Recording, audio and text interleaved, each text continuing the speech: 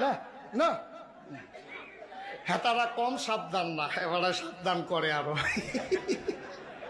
এমনি সাবধান আবার কই আরো বিলে সাবধান। হেতে কি জান দিয়া লাগবো নাকি?